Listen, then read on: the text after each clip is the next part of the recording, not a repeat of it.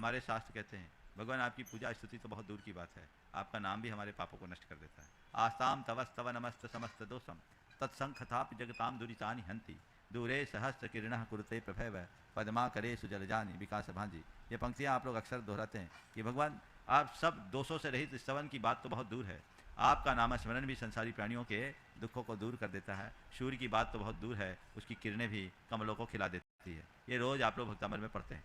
सवाल है भगवान का नाम लेने से पाप कैसे करता है? भगवान का नाम केवल नामोच्चार नहीं है।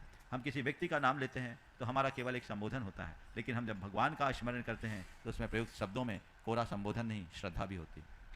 संबोधन संबोधन है, लेकिन वही संबोधन जब श्रद्धा से पूरित हो जाती है, हमारी चेतना को चमत्कृत कर देती है, तो वह श्रद्धा है जो हमारे कर्मों को काटती है। मनोविज्ञान कहता है जब मनुष्य किसी उच्च आदर्श को अपने हृदय में स्थापित कर देता है तो वही उसकी समस्त वृत्तियों और प्रवृत्तियों का संप्रेरक और संचालक बन जाता है। जब हम श्रद्धा से आपूरित होकर भगवान का नाम लेते हैं तो ये तभी संभव होता है जब हमारे हृदय में भगवान विराजमान होते हैं। उससे हमारी भाव विशुद्धि बढ़ती है। भाव विशुद्धि से हमारे अंदर के जैव रसायनों में परिवर्तन होता है। हमारे जैव रसायन परिवर्तित होते हैं तो हमारी पूरी भावधारा बदल जाती है। जब भावधारा बदलती है तो हमारे अंदर के कर्मों का रसायन परिवर्तित हो जाता है। कर्मों का रसायन परिवर्तित होता है तो बंधे हुए कर्म आत्मा से अलग होने के लिए बाध्य हो जाते हैं और यही कर्म या पाप विनाश का मूल हेतु हो जाता है। एक वैज्ञानिक और अनुभूत तत्व है। आप प्रयोग करें, अनुभव करें, आप पाएंगे कि संकट की घड़ी में भगवान का सहारा लेने से सबसे पहला लाभ तो ये कि मन में स्थिरता आई और बहुत संभव हुआ है कि आपके संकट भी, दुर्दिन भी टल गए हैं। तो भगवान का नामस्मरण, पूजा पाठ, धार्मिक क्रियाएं यदि चैतन्य भाव से संपादित किया जाए तो वह हमारे पापों के विनाशक होते हैं, इसमें कोई संशय नहीं।